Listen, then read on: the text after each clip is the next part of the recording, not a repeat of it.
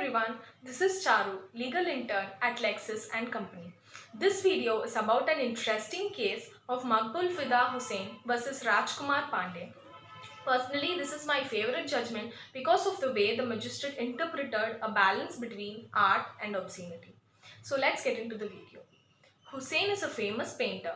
One of his paintings, titled as Bharat Mata, also known as Mother India, depicted India in the form of a naked woman.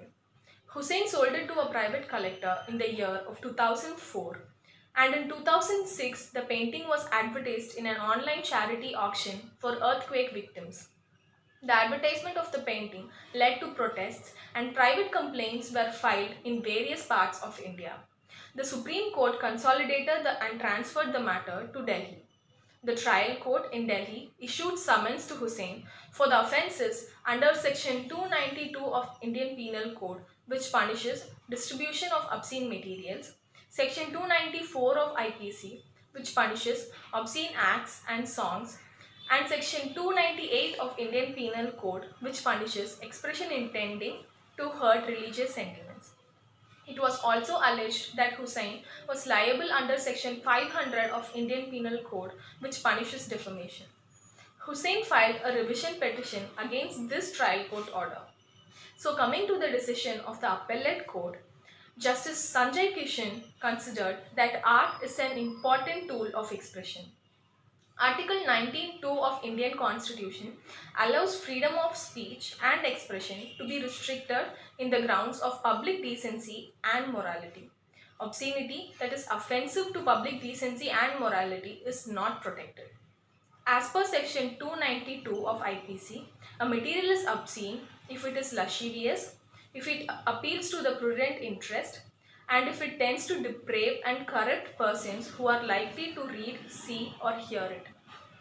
The court further found that where questions as to nudity or semi-nudity arises, the particular postures and surrounding circumstances must also be looked into, as should the perspective of the artist, and the idea of art should not be seen in isolation without going into its onomatopoetic meaning. Based on this, the court concluded that the painting did not violate Section 292 of the Indian Penal Code. And here, my favorite part of the judgment, where it's held that even if some persons may have felt offended at seeing Mother India naked, that was not sufficient to constitute obscenity.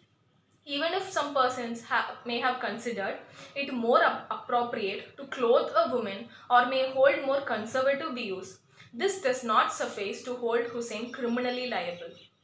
The Constitution is based on values of liberty, equality, and fraternity, requiring tolerance of other views.